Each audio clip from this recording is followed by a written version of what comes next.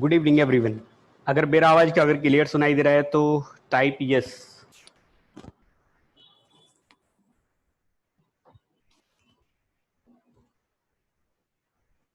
Okay, thank you thank you thank you.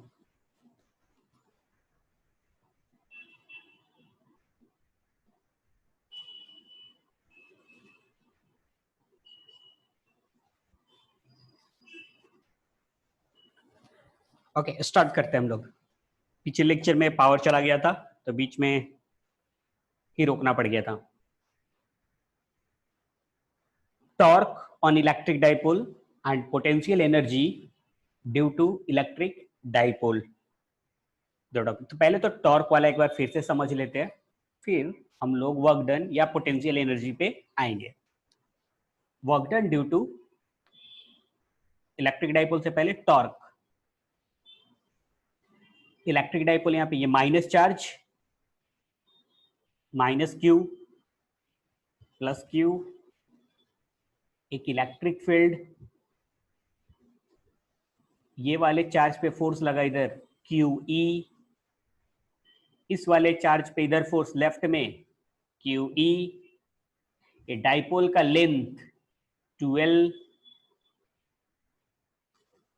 Torque equal to force into perpendicular distance.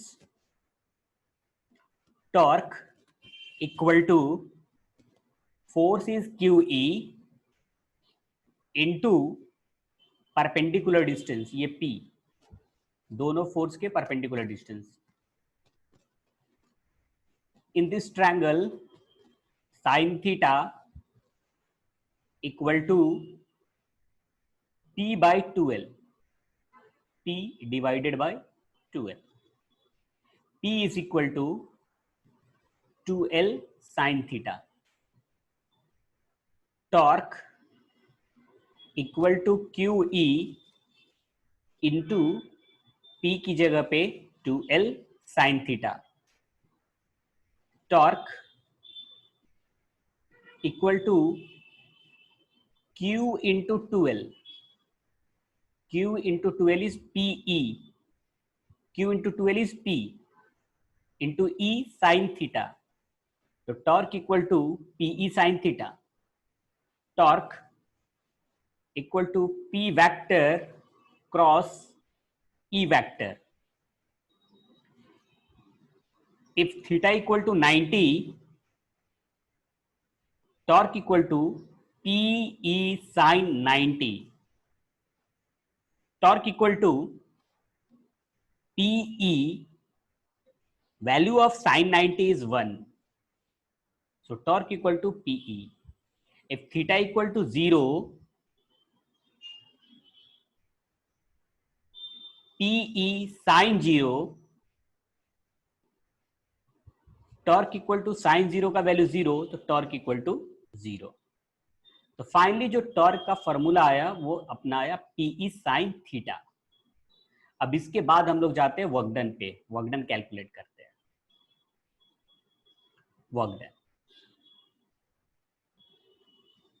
Work done equal to force into displacement. Work done equal to, ये translational के लिए हो गया ना, अगर rotational के लिए अगर हम लोग लिखेंगे तो टॉर्क इंटू डी थीटा। अगर ऑब्जेक्ट रोटेट हो रहा है तो उसके लिए work done torque into D theta. D work equal to torque हम लोगों ने कैलकुलेट किया PE sine theta into D theta. Integrate करते दोनों तरफ, integration D work integration PE sine theta into D theta. Work done का D work का integration work is equal to integration PE sine theta into D theta. Work done is same as change in potential energy. So potential energy is equal to integration PE sin theta into d theta. Potential energy P बाहर, E बाहर, integration sine theta D theta, potential energy equal to PE integration of sine theta is minus cos theta. Limit put कर लेते हैं, θ1 to θ2, potential energy is equal to PE upper limit cos θ2, पहले अपर limit put किया, minus cos θ1। देखो बेटा पहले अपर limit put किया यहां पे, तो माइनस कॉस θ2, फिर माइनस, फिर से पूरे इसको लिखा minus cos θ1। Potential energy is equal to PE minus cos θ2 minus and minus plus cos θ1। U is equal to PE, पहले इसको लिख लेते हैं cos θ1 को, तो cos θ1 ये माइनस cos θ2, ये फॉर्मूला बन गया पोटेंशियल एनर्जी का। If θ1 is equal to theta and θ2 is equal to 90, एक कंडीशन लिया, u θ2 को थीटा ले लेते हैं, θ2 ज्यादा चलेगा, θ2 इज थीटा एंड θ1 इज 90। मतलब डाइपोल यहां से स्टार्ट हो रहा है 90 डिग्री से, ये डाइपोल हो गया, अभी ये एंगल है 90 और ये रोटेट होकर के यहां तक आया, ये एंगल रोटेट होकर के आया यहां तक, ये वाला जो एंगल हो गया वो हो गया थीटा, मतलब 90 से थीटा तक आया, तो θ1 is 90 and θ2 is theta. θ1 is 90 and θ2 is theta. U is equal to PE cos θ1 is 90 minus cos θ2 is theta. U is equal to PE cos 90 is 0 minus cos theta. U is equal to minus PE cos theta, or U is equal to minus P vector dot E vector. A vector dot B vector equal to AB cos theta, ये formula बन। तो ये हो गया आपका potential energy due to electric dipole या rotating electric dipole. अगर ये समझ में आया होगा तो आप टाइप करो यस, नहीं आया तो सर एक बार फिर से समझा दो।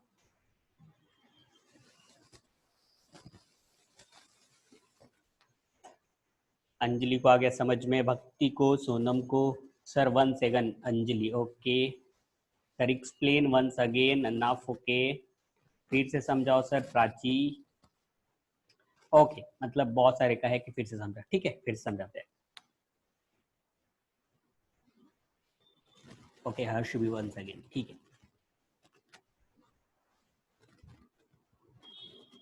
स्टार्टिंग से फिर मैं समझाता हूँ, टॉर्क से लेकर के यहां से, पहले टॉर्क, टॉपिक है टॉर्क ऑन इलेक्ट्रिक डाइपोल। तो डाइपोल ले लिया, एक माइनस चार्ज एक plus charge, electric field electric field तो इस पे फोर्स लगेगा, इस पे फोर्स का डायरेक्शन इधर। सर आपने फोर्स का डायरेक्शन इधर ही क्यों लिया? क्योंकि इलेक्ट्रिक फील्ड इधर जा रहा है, तो इसका मतलब कि इधर पॉजिटिव चार्ज होगा और इधर नेगेटिव चार्ज होगा, क्योंकि इलेक्ट्रिक फील्ड पॉजिटिव से नेगेटिव की तरफ जाता है। तो ऐसा इलेक्ट्रिक फील्ड दिया है, मतलब कहीं ना कहीं इधर पॉजिटिव चार्ज होगा और कहीं ना कहीं इधर नेगेटिव चार्ज होगा। तो अगर यहाँ पे पॉजिटिव चार्ज है और ये नेगेटिव है, तो फोर्स तो इधर ही लगने वाला है, इसलिए फोर्स का डायरेक्शन इधर ले लिया। और इस पे फोर्स का डायरेक्शन इधर ले लिया, क्योंकि ये माइनस चार्ज है, इधर प्लस चार्ज है, अट्रैक्ट होगा, तो इस पे फोर्स का डायरेक्शन इधर होगा। ये एंगल थीटा, डाइपोल का length 12, torque equal to force into perpendicular distance. Torque equal to force is QE into perpendicular distance, ये distance P. Now intertangle this. Sin theta equal to P by 2L. This sin theta equal to P by 2L. P is equal to 2L sin theta. 2L इधर गया तो 2L sin theta. ये P का value यहां पे put कर लेते हैं. Torque is equal to QE, P की जगह पे 2L sin theta. Torque equal to Q into 2L. Q into 2L. Q into 2L is P, electric dipole moment. P is a electric dipole moment. इसका formula P equal to Q into 2L. तो Q into 2L को P लिख लिया, PE sin theta. Torque equal to P sin theta.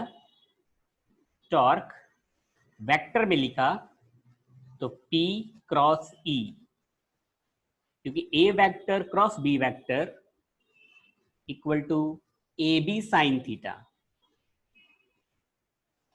If theta equal to 90, torque equal to PE sin 90, and sin 90 is 1.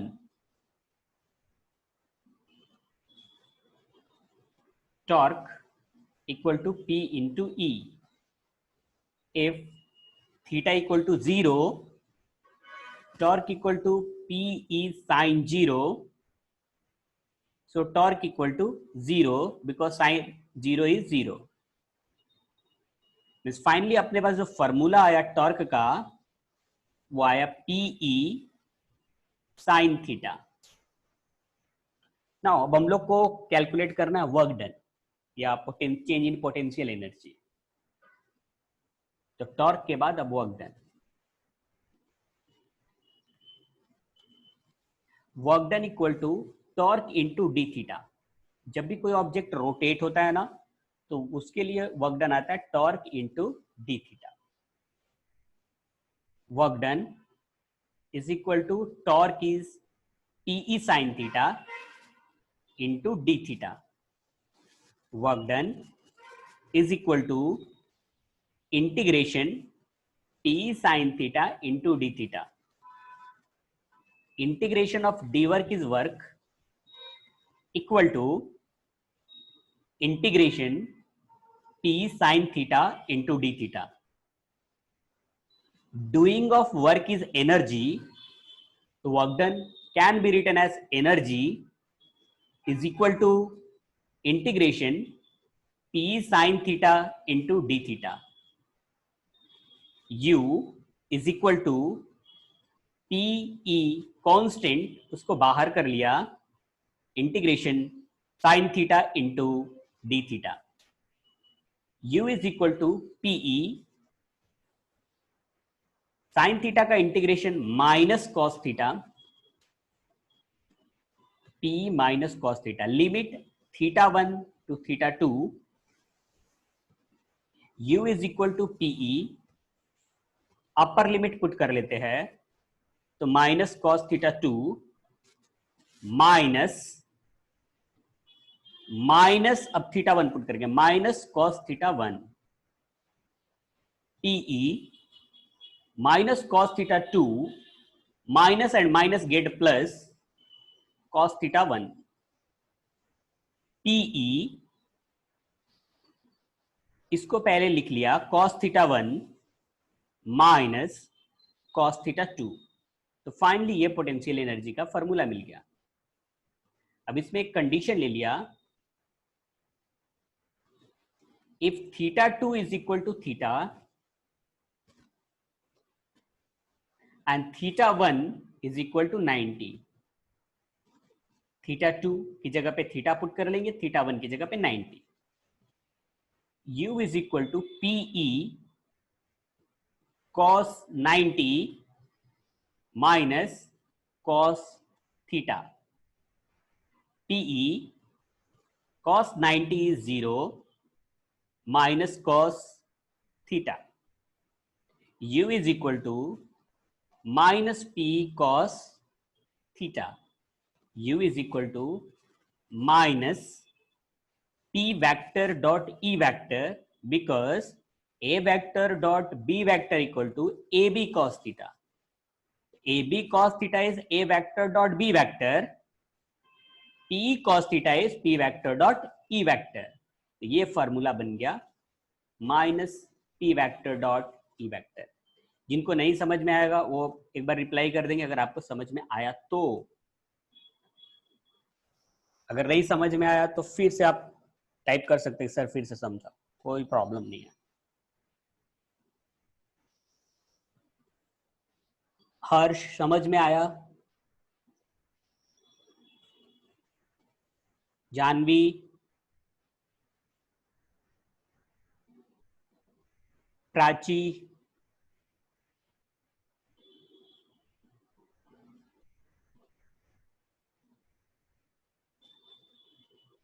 Okay, आगे सब समझ में, ठीक है। अब आगे इस पे एग्जाम्पल है उसको सॉल्व करते हैं।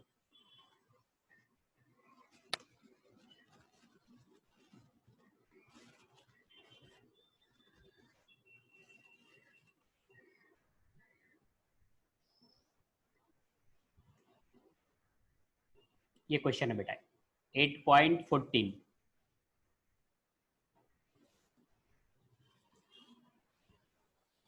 थोड़ा और जूम कर, हाँ।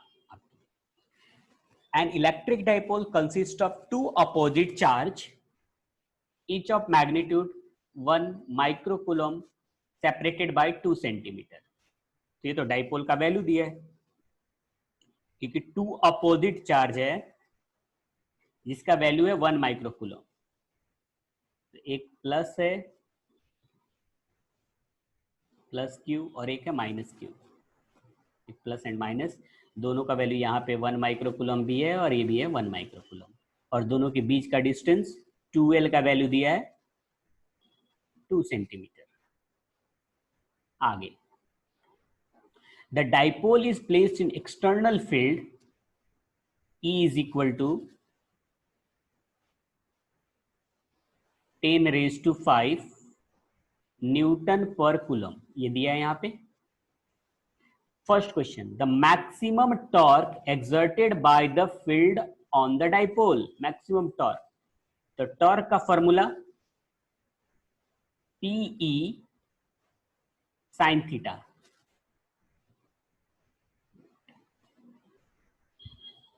torque is PE sin theta, torque maximum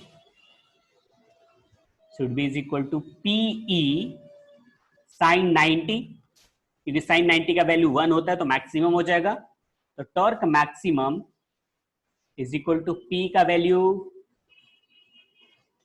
P दिया है नहीं दिया है बेटा, तो 2 ऐसे लिखना पड़ेगा, देखो P is Q into 2L, ये P हो गया ना, इंटू E साइन 90 का वैल्यू 1, Q का वैल्यू दिया है, Q का वैल्यू 1 माइक्रोकूलम, तो 1 इंटू 10 रेज टू -6, और 2L का वैल्यू, पूरा 2L का वैल्यू आपको लिखना है 2 सेंटीमीटर, मतलब 2 इंटू 10 रेज टू -2, पूरा 12 का वैल्यू इंटू ई का वैल्यू दिया है 10⁵ तो Q का वैल्यू पुट करना है कितना 1 इंटू 10⁻⁶, 12 का वैल्यू पुट करना है 2 इंटू 10⁻², एंड इलेक्ट्रिक फील्ड का वैल्यू पुट करना है 10⁻⁵। ये कैलकुलेट करके मुझे आंसर बताओ, आंसर कितना आ रहा है?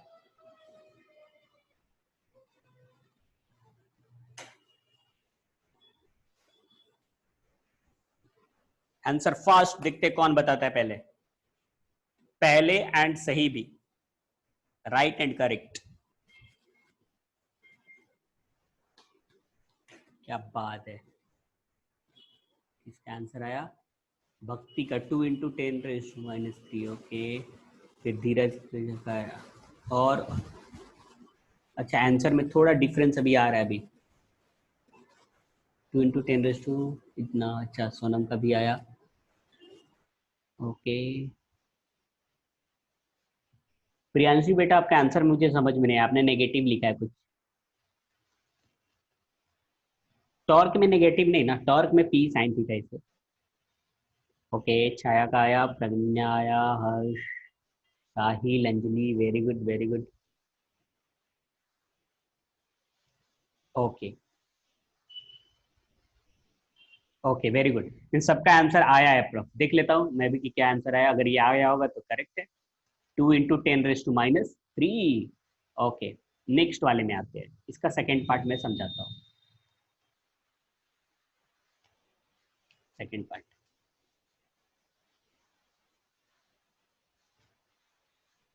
प्रियांशी बेटा एक बार आपका आंसर 10⁻⁻13 है या 3 है, कंफर्म करो मुझे। प्रियांशी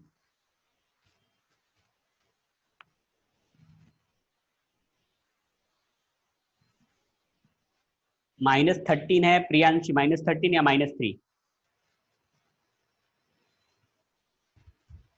सर -13 आया, फिर नैनोमीटर है तो 9 निकाल दिया, ऐसा होगा ना?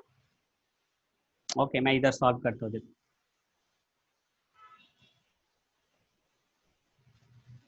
देखो बेटा यहाँ पे Q का वैल्यू Pn है यहाँ पे। अच्छा मैं ही सॉल्व करता हूँ।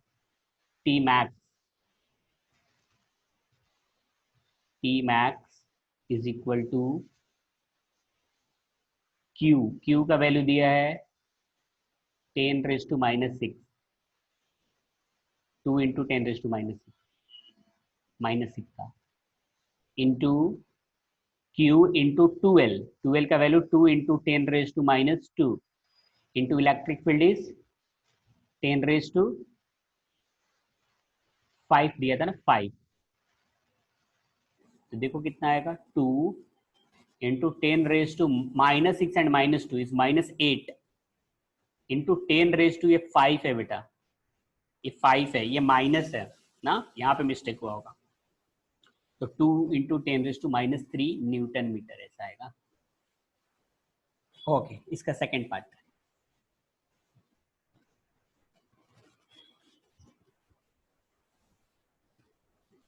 सेकेंड पार्ट बोल रहा है the work the external agent will have to do in turning the dipole through 180 से रोटेट हो रहा है, मतलब पहले 0 था और उससे 180 हुआ, 0 से 180, तो पहले तो वर्क डन का फॉर्मूला अपने पास, work done is equal to PE cos theta 1 minus cos theta 2। Theta 1 का वैल्यू है 0, 0 से 180, थीटा 2 का वैल्यू 180 ऐसे, तो work done is equal to PE cos theta 1, तो cos 0 minus cos 180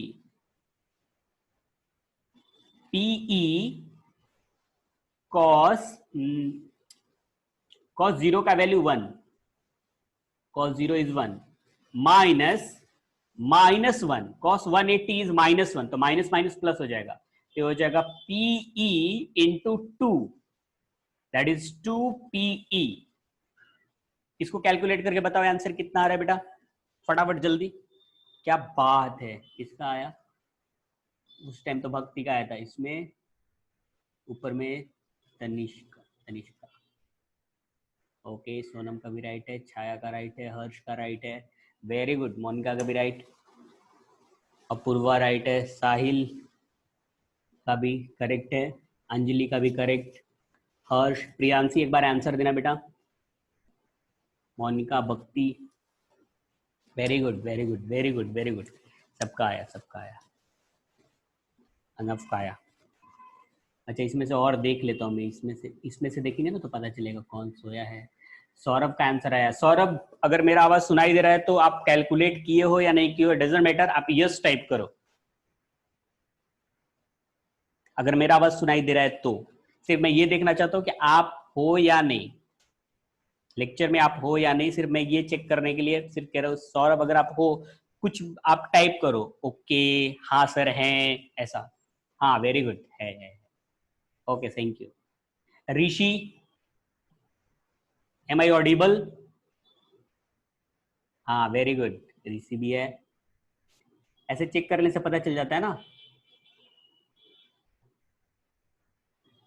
okay okay. Sumit बेटा, सुमित, सुमित का रिप्लाई मैंने नहीं देखा। सुमित,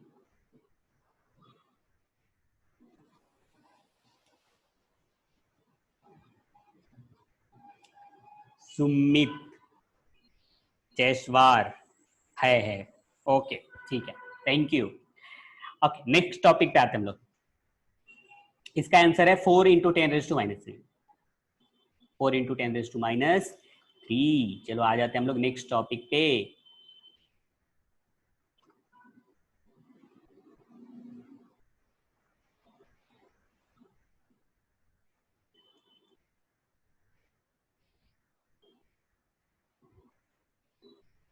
नेक्स्ट टॉपिक जो है ना वो थोड़ा थ्योरेटिकल टॉपिक है, ठीक है? तो मैं सिर्फ बोलता जाता हूँ, आप सिर्फ सुनते जाओ।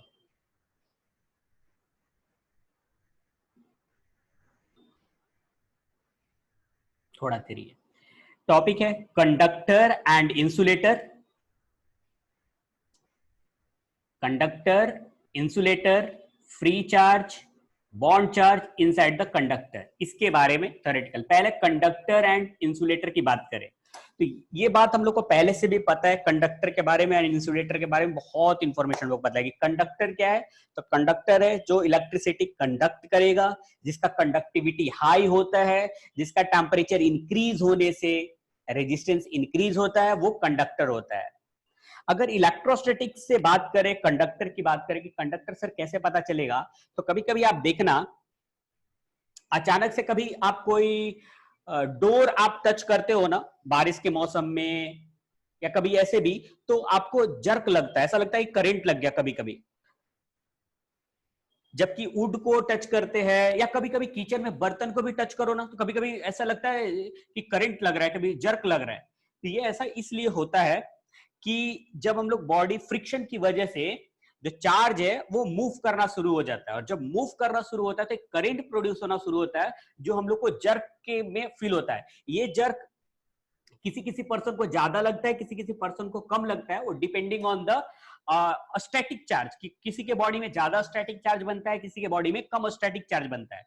तो किसी किसी पर्सन को ज्यादा जर्क लगता है, वो करंट फील होता है, क्योंकि वो इलेक्ट्रॉन का मूवमेंट ज्यादा होता है। तो ये क्यों ऐसा होता है? क्योंकि अपने बॉडी में जो फ्री चार्ज है फ्रिक्शन की वजह से मूव करने लगते हैं कंडक्टर में, या कंडक्टर से अपने बॉडी में मूव करने लगते हैं, इसलिए वहां पे करंट फ्लो होता है। तो ये कंडक्टर का केस है। इंसुलेटर की अगर हम लोग बात करें तो जो इलेक्ट्रिसिटी कंडक्ट नहीं करता, जिसमें जो इलेक्ट्रॉन होगा वो बॉन्डेड होगा, या फिर जो पॉजिटिव चार्ज होगा वो न्यूक्लियस से बॉन्डेड होगा, उसको मूव करने के लिए, इलेक्ट्रॉन को मूव करने के लिए ज्यादा एनर्जी देना पड़ेगा, इसलिए इलेक्ट्रॉन निकल के भागते नहीं है। जैसे आप वुड को टच कर रहे हो तो वुड को टच करने में क्या होगा कि वुड का जो इलेक्ट्रॉन है या वुड में जो चार्ज है वो मूव करके बॉडी तक नहीं आता, क्योंकि वुड से बॉडी में आने में उसको एनर्जी ज्यादा लगेगा, लेकिन कंडक्टर के केस में वो इजिली अपने बॉडी में आ जाता है, इसलिए वो इलेक्ट्रिसिटी कंडक्ट करता है और जर्क लगता है वहां पे। तो ये हो गया कंडक्टर इंसुलेटर। एंड कंडक्टर का और सारे बहुत सारे हम लोगों ने बिहेवियर पढ़ा है। कौन कौन सा बिहेवियर हम बताया मैंने? Conductor conduct electricity, it has a very high conductivity, low resistivity, conductor की बात कर रहा हूं। It resistance of conductor depend on temperature, resistance increases by increasing of temperature, resistance decreases by decreasing of temperature for conductor। और conductor का behaviour ये है कि इसके इनसाइड में इलेक्ट्रिक फील्ड, इनसाइड में इलेक्ट्रिक फील्ड जीरो, कोई भी कंडक्टर उसके इनसाइड में इलेक्ट्रिक फील्ड जीरो, पहले हम लोगों ने पढ़ा है। अच्छा, जो पोटेंशियल होता है कंडक्टर के अंदर कांस्टेंट होता है, ये भी बात हम लोग याद रखेंगे और हम लोगों ने देखा भी है पहले। अगर ये कंडक्टर है तो कंडक्टर के अंदर electric field zero and potential constant, ये है, ये सब दिया होगा बिहेवियर। और हाँ, यहां पे है ना behaviour. First, in the interior of the conductor net electric field is zero, first. Second, potential is constant within and on the surface of conductor. Potential constant होगा कंडक्टर के अंदर एंड कंडक्टर के surface पे। In a static situation the interior of the conductor can have no charge. आपको okay, मतलब अगर यहां पे बात कर रहे हैं कि अगर यहां पे कोई चार्ज रख दो Q प्लस Q, तो ये Q भाग के चला जाएगा सरफेस पे, अंदर में नहीं रहेगा। ये बोल रहा है कि इंटीरियर में इसका कोई चार्ज नहीं होगा, वो भाग के सरफेस पे जाएगा। Electric field just outside charge conductor is perpendicular to the surface. अगर इलेक्ट्रिक फील्ड की बात करें तो अगर ये सरफेस है, अगर यहाँ पे चार्ज है तो ये सरफेस के परपेंडिकुलर इलेक्ट्रिक फील्ड जाएगा। अगर यहाँ पे चार्ज है तो इलेक्ट्रिक फील्ड इसके परपेंडिकुलर जाएगा। यहाँ पे चार्ज है तो इलेक्ट्रिक फील्ड परपेंडिकुलर जाएगा। तो वो बोल रहे हैं कि जो सरफेस है, इलेक्ट्रिक फील्ड हमेशा सरफेस के परपेंडिकुलर जाएगा। Surface charge density of the conductor could be different at different point। Okay, बोल रहा है कि अगर मान लो कि यहां पे चार्ज अगर ज्यादा है तो यहां का सरफेस चार्ज डेंसिटी ज्यादा होगा। What is the surface charge density? Is a sigma equal to Q by area. अगर चार्ज ज्यादा है तो सरफेस चार्ज डेंसिटी ज्यादा हो जाएगा। मान लो कि यहाँ पे चार्ज कम है, यहाँ का सरफेस चार्ज डेंसिटी कम होगा। वही बोल रहा है कि surface charge density for a conductor could be different at different points. अलग अलग पॉइंट्स पे अलग अलग हो सकता है। ठीक है, तो ये हो गया कंडक्टर का। नेक्स्ट हम लोग बात करते हैं कंडक्टर इंसुलेटर, हम लोग को समझ में आया प्रॉपर्टीज उसका। Next, free charge and bonded charge inside the material. इसको पहले हम लोग समझते हैं। फ्री चार्ज, जैसे आप कंडक्टर के केस में ले लो तो वैलेंस इलेक्ट्रॉन मूव करते रहते हैं आउटर मोस्ट ऑर्बिट में, और वैलेंस इलेक्ट्रॉन लूजली बाउंड होते हैं, तो वो इजिली एक एटम से दूसरे एटम पे मूव कर सकते हैं। फिर से सुनो, फिर से मैं रिपीट कर रहा हूं। कंडक्टर के केस में valence electron outer most orbit में मूव करते रहते हैं और वो लूजली बाउंडेड होते हैं। तो अगर आप एनर्जी दे दो थोड़ा बहुत तो वो मूव करके दूसरे एटम पे चले जाएंगे या बाहर निकल के मूव करने लगेंगे। तो उस चार्ज को हम लोग बोलते हैं फ्री चार्ज, जिसका एक जो केमिस्ट्री में बोलते हैं आयोनाइजेशन पोटेंशियल एनर्जी उनका कम होता है और वो इजिली मूव कर सकते हैं थोड़ा एनर्जी देने पे, और वो इलेक्ट्रिसिटी के लिए रिस्पॉन्सिबल होते हैं फ्री चार्ज, जो इलेक्ट्रिसिटी प्रोड्यूस करेंगे। ये कंडीशन होता है मेटल के केस में। इंसुलेटर के केस में वो जो इलेक्ट्रॉन है वो बॉन्डेड होता है न्यूक्लियस से, तो न्यूक्लियस से ज्यादा बॉन्डेड होता है, इसलिए वो इलेक्ट्रॉन बाहर निकल नहीं पाता। तो उस चार्ज को हम लोग बोलते हैं बॉन्डेड चार्ज, जो बाहर इजिली नहीं निकलता, और ये केस होता है इंसुलेटर के केस में। लेकिन फ्री चार्ज जो होता है वो होता है कंडक्टर के केस में। तो हम लोगों ने क्या क्या समझा? हम लोगों ने कंडक्टर के बारे में पहले भी जानते थे, इंसुलेटर के बारे में समझा, फ्री चार्ज और बॉन्डेड चार्ज। बॉन्डेड चार्ज जो बंधे होते हैं न्यूक्लियस से, ज्यादा एनर्जी से वो बाहर निकल नहीं पाते। एंड फ्री चार्ज जो इलेक्ट्रिसिटी के लिए रिस्पॉन्सिबल होते हैं, कम एनर्जी से वो बंधे होते हैं तो इजिली निकल जाते हैं। नेक्स्ट अगर हम लोग बात करते हैं डाइलेक्ट्रिक एंड पोलराइजेशन। अब ये सब समझने वाली बात है। कितना टाइम है अपने पास? 3 मिनट है, थोड़ा तो समझा ही दूंगा मैं। ये सब अब इंपॉर्टेंट टॉपिक है, डाइलेक्ट्रिक एंड इलेक्ट्रिक पोलराइजेशन। पहले मैं डाइलेक्ट्रिक के बारे में थोड़ा बताने चाहता हूं। डाइलेक्ट्रिक इंसुलेटर मटेरियल है, इंसुलेटेड मटेरियल है जिसमें एनर्जी स्टोर कर सकते हैं हम लोग। अब डाइलेक्ट्रिक जो मटेरियल है उसमें positive charge and negative charge होते हैं। कोई भी डाइलेक्ट्रिक मटेरियल होगा, जितने भी मटेरियल है उसमें इलेक्ट्रॉन होगा एंड प्रोटॉन होगा, तो पॉजिटिव एंड नेगेटिव चार्ज होता है। तो जब भी आप एक्सटर्नल इलेक्ट्रिक फील्ड अप्लाई करते हैं ना ऐसे, तो नेगेटिव चार्ज भाग के इधर आ जाएगा और पॉजिटिव चार्ज भाग के इधर चला जाएगा। नेगेटिव इधर आ जाएगा और पॉजिटिव ऐसा आ जाएगा इधर, और ये एक डाइपोल बन जाएगा। ये नेगेटिव चार्ज और ये पॉजिटिव चार्ज। और हम लोगों ने अभी पहले पढ़ा कि डाइपोल एनर्जी स्टोर कर सकता है। इसका मतलब कि डाइलेक्ट्रिक मटेरियल एनर्जी स्टोर कर सकता है। इसीलिए बोलते हैं, देखो यहां पे लिखा होगा कि dielectric are insulators which can be used to store the electrical energy. अब ये इलेक्ट्रिकल एनर्जी कैसे स्टोर कर रहा है? तो कोई भी अगर इंसुलेटर मटेरियल है तो वो positive charge and negative charge होगा। तो जैसे ही इलेक्ट्रिक फील्ड अप्लाई करेंगे तो नेगेटिव चार्ज इधर आ जाएगा और पॉजिटिव चार्ज इधर आ जाएगा, और ये बन गया डाइपोल। और हम लोगों ने पढ़ा है energy stored on electric dipole, मतलब इलेक्ट्रिक डाइपोल एनर्जी स्टोर कर सकता है। और अगर इंसुलेटर मटेरियल डाइपोल जैसा बिहेव कर रहा है तो इंसुलेटर मटेरियल भी एनर्जी स्टोर करेगा। इसका मतलब कि जो डाइलेक्ट्रिक मटेरियल है उसको हम लोग यूज कर सकते हैं एनर्जी स्टोर करने के लिए। ओके, अब इसका कैसे यूज करेंगे आगे हम लोग नेक्स्ट लेक्चर में इसको बहुत अच्छे से पढ़ते हैं, डाइलेक्ट्रिक को एंड इलेक्ट्रिक पोलराइजेशन को। ज्यादा अच्छा होगा कि नेक्स्ट लेक्चर में बहुत डिटेल में इसको पढ़े। आज इतना ही करते हैं, फिर से हम लोग नेक्स्ट लेक्चर में मिलते हैं 6 बजे डाइलेक्ट्रिक एंड इलेक्ट्रिक पोलराइजेशन के साथ। Thank you so much, thank you to everyone, thank you.